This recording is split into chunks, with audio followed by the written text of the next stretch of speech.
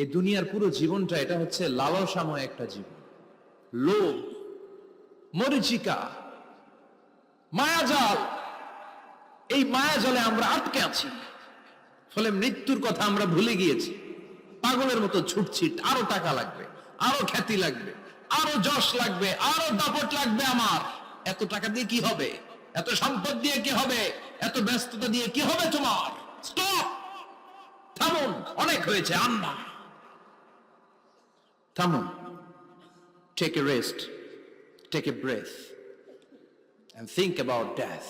Think that you have to go back to your Lord.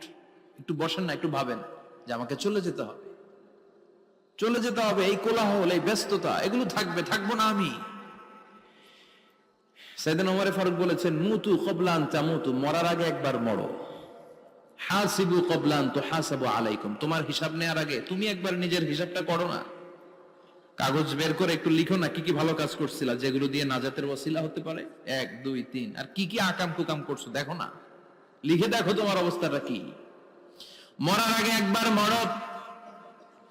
মরার আগে খাটের মধ্যে শুয়ে শটান করে চোখ বন্ধ করে একবার মরার ভান করে দেখেন কেমন লাগে।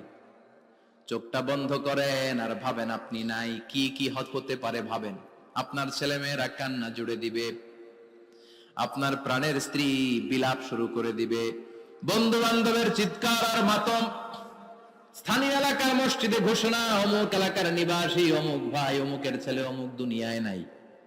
সব আত্মীয়রা চলে আসবে, ফেসবুকে স্ট্যাটাস দেয়া হবে, সবাই সবাইকে জানাবে বিকাল 4টায় অমুক হাই স্কুল ময়দানে আপনার জানাজা। ছুটে আসবে, সবাই ছুটে আসবে আপনাকে শেষ বিদায় দিতে, গুড বাই জানানোর জন্য, আল ওয়াদা, বিদায় জানাতে আসবে সবাই। 4 তাকবীর দিয়ে আপনার জানাজা হবে, অশ্রুসিক্ত জানাজায় আপনার বিদায় হবে। কাঠের খাটিয়ার মধ্যে করে কাঁধে তুলে আপনার কবরে নেওয়া হবে।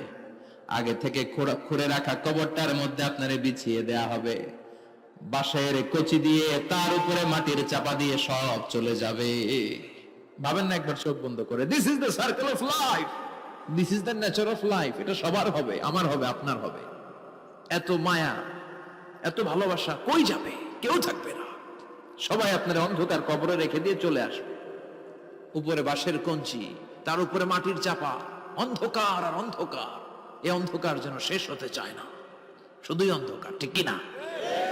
এজন্য আমাদের চলে যেতে হবে। দাদা গেল, চাচা গেল, মামা গেল, আমাদেরকেও যেতে হবে, জোরে কোন ঠিক কিনা? একদিন মাটির ভেতরে হবে ঘরে মন আমার, কেন বন্ধ দালান ঘর, প্রাণ পাখি উড়ে যাবে পিঞ্জর ছেড়ে।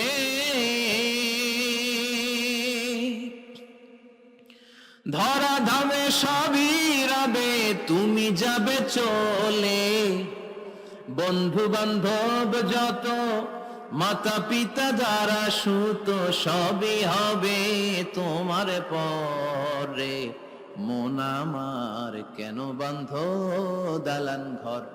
একদিন মাটির ভেতরে হবে ঘরে মন আমার, কেন বন্ধ দালান ঘর, ঠিক কিনা?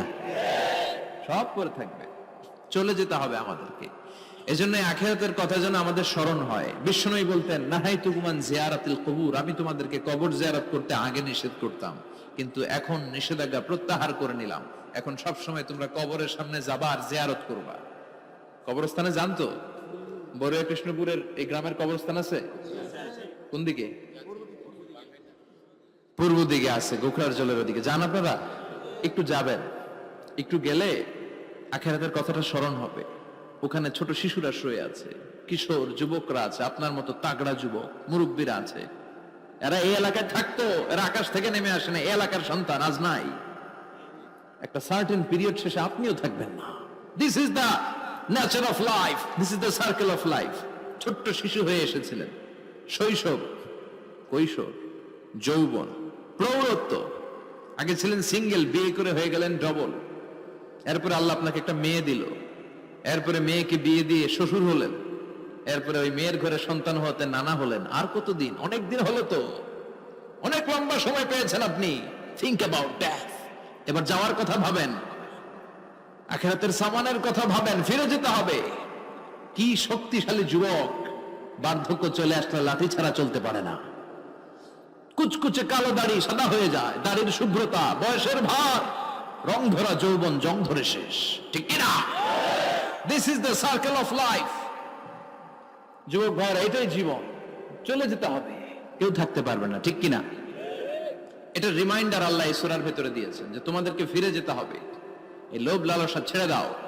রব্বুল আলামিন বলেন, আলহাকুমুত তাকাসুর হাত্তা যুরতুমুল মাকাবির। ও গোলাম, দুনিয়ার সম্পদ, লোভ লালসা তোদেরকে পাগল বানিয়ে দিয়েছে।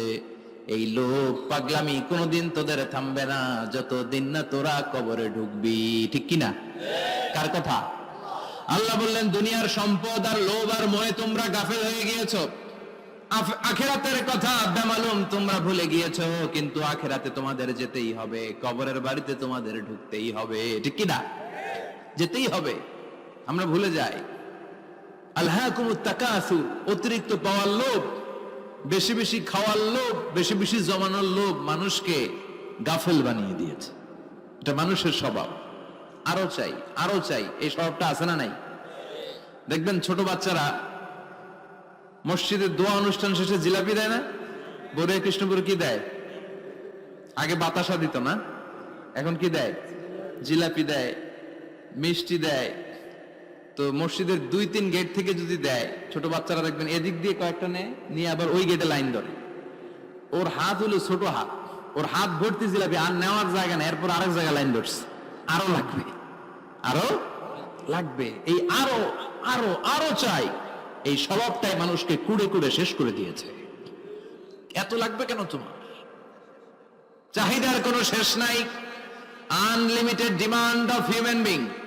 যার আছে বেশি তার চাই বেশি, যার সাইকেল আছে তার হুন্ডা চাই, হুন্ডা আছে তো প্রাইভেট কার চাই, প্রাইভেট কার আছে তো প্লেন চাই, প্লেন আছে তো হেলিকপ্টার চাই, হেলিকপ্টার আছে তো ওইটা চাই, ওইটা আছে তো সেটা চাই, ঠিক কিনা? এলাকার মেম্বার যে হয়েছে চেয়ারম্যান হতে চায়, আছে না নাই? চেয়ারম্যান সাহেব এমপি হতে চায়, আছে না নাই? এমপি সাহেব মন্ত্রী হতে চায়, আছে না নাই? মন্ত্রী সাহেব প্রধানমন্ত্রী হতে চায়, আছে না নাই? কিন্তু এই দেশে সুযোগ নাই, কথা কন। এই দেশে প্রধানমন্ত্রী সিলেক্টেড, 2-3 জনের বাইরে কেউ প্রধানমন্ত্রী হতে পারবি না, ঠিক কিনা? আমার এই জীবনে তো আমি 2-3 জনই দেখলাম। বেগম খালেদা জিয়া, মাননীয় প্রধানমন্ত্রী শেখ হাসিনার ছোট্টবেলা দেখেছি এরশাদকে, আমরা তখন ছোট। তো মানুষের চাহিদার কোনো শেষ নাই, যার আছে বেশি তার চাই বেশি। এজন্য বিষ্ণু বলেছেন, উনজুরু ইলা মান হুয়া আসফালা মিন, তোমার চেয়ে যে খারাপ আছে ওর দিকে তাকাও। ওয়ালা তানজুর মান হুয়া আ'লা মিন, তোমার চেয়ে যে ভালো আছে ওর দিকে তাকায়ও না, তোমার চেয়ে যে খারাপ অবস্থানে আছে ওর দিকে তাকাও। অনেকে নিজের অবস্থান নিয়ে সুখী না, এরকম আছে না নাই? আল্লাহ আমার এটা দিল না রে, ওইটা দিল না রে, পাইলাম না রে, কিচ্ছু হয় না, কি করবো জীবনে, হতাশ। আসলে আছে কিন্তু অনেক, কিন্তু শুকরিয়া নাই, ডাকাত, ঠিক কিনা? নিজের অবস্থান নিয়ে সুখী না, কিন্তু অনেক লোক আছে তারা আপনার অবস্থানে পৌঁছতে চায়। তাদের দিকে তাকিয়ে দেখেন, আপনি যে অবস্থানে আছেন এই অবস্থানে পৌঁছাটা অনেকের কাছে স্বপ্ন। তারা প্রতিনিয়ত সংগ্রাম আর স্ট্রাগল করে যাচ্ছে আপনার অবস্থানে পৌঁছতে, আর আপনি এটা নিয়ে সন্তুষ্ট না। শেখ সাদির নাম শুনেছেন? বালাগাল উলা কাশাফাত দুজা, এই কবিতাটা রচয়িতা, ইরানের বিখ্যাত এক কবি। উনি একবার আর্থিক সমস্যার মধ্যে দিয়ে সময় কাটাচ্ছেন, টাকা নাই, পয়সা নাই, পায়ে দেওয়ার মতো জুতা নাই। উনি খুব দুঃখ পেলেন, হায় রে, আমি ইরানের এত বড় কবি, আমার পায়ে দেওয়ার মতো জুতা নাই। দুঃখ ভরা মন নিয়ে রাস্তায় হাঁটতে বেরোলেন। হাঁটতে হাঁটতে হঠাৎ দেখলেন একটা লোক শুয়ে শুয়ে কাঁদছে, ওই লোকটার 2টা পাই নাই, পাই নাই। উনি সেজদায় পড়ে গেলেন, আল্লাহর কাছে ক্ষমা চাইলেন, আল্লাহ অনেক দিয়েছো, শুকর আলহামদুলিল্লাহ। এজন্য যেই পরিস্থিতিতেই থাকি না কেন আমরা কি পড়বো? জোরে বলেন, কি পড়বো? এজন্য কানাতু মিনাল ইসলাম, অল্পে তুষ্ট থাকার নাম হলো ইসলাম। সম্পদ লাগবে কিন্তু সম্পদের পাহাড় লাগবে না, ঠিক কিনা? অল্প খান, অল্প পড়েন, অল্প জামান, অল্পের ভেতরে বরকত ঢুকায়া দিছে কে? দেখবেন যাদের সম্পদ অল্প তারা সুখী বেশি। জরিপে এটা দেখা গিয়েছে, অনেক সার্ভেতে এটা এসেছে, যারা সম্পদশালী এরা দুঃখী বেশি, এদের দুঃখ বেশি, টেনশন বেশি। খুব স্বাভাবিক, টাকা যার বেশি রোগ তার বেশি, টাকা যার বেশি টেনশন তার বেশি, টাকা যার বেশি ঘরে শান্তি তার কম। আছে না নাই? ঘরের ভেতরে অশান্তি, ছেলে কথা শোনে না, ছেলে টানে গাঞ্জা, মেয়ে করে পরকিয়া। আছে না নাই? স্ত্রী কথা শুনে না, ভালোবাসা নাই, ঘরটা জাহান্নামের টুকরা। রোগ বালাই, এক একটা হসপিটাল বিল পরিশোধ করতে মাসে 5 লাখ 10 লাখ। আছে না নাই? কিছু খেতে পারে না, ডাক্তার একেবারে ডায়েট মেনু বেঁধে দিয়েছে। ডায়েট, ভেরি ডায়েট মেনু, এটা এটা এটা এটা কিছুই খাবেন না, শুধু গরু খাবেন না, খাসি খাবেন না, চিংড়ি খাবেন না, খালি ঘাস খাবেন, ইচ্ছে মতো ঘাস খাবেন, মানে ঘাস জাতীয় যত আইটেম আছে সব খাবেন, শাক খাবেন, সবজি খাবেন, সালাদ খাবেন, গরু চিংড়ি মুরগি গোশত ইলিশ কিছু খেতে পারে না। তাহলে রোগ বেশি, খাওয়ার মজা নাই, ঘরে সাংসারিক শান্তি নাই, খালি ব্যারাম আর ব্যারাম। ঠিক কিনা? কিন্তু সম্পদের পাহাড় গড়েছে। আর অল্প যারা খায়, অল্প পড়ে, রিক্সাওয়ালা, কুলিওয়ালা, অল্প বেতনের চাকরি, কিন্তু হক হালালি মেনে চলে, দেখবেন শান্তি আছে অনেক। হ্যাঁ, বাসা ভাড়া দেয়, ফ্যামিলি চালায়, বাচ্চাদের স্কুল বিল, এরপরও মাস শেষে 1-2 হাজার টাকা হাতে থেকে যায়। আর ওর প্রতি মাসে 10 কোটি টাকা ইনকাম, তারপরও ব্যাংকের ঋণ আছে না নাই? সুখ কারে বলে? কিভাবে আপনি সুখকে ডিফাইন করবেন? সুখ তো টাকায় কিনা যায় না, শান্তি টাকা দিয়ে হয় না, শান্তি দেওয়ার মালিক কে? শান্তি আছে অল্প খেয়ে শুকর করার মধ্যে, শান্তি আছে আলহামদুলিল্লাহর মধ্যে। চিল্লায় বলেন ঠিক কিনা?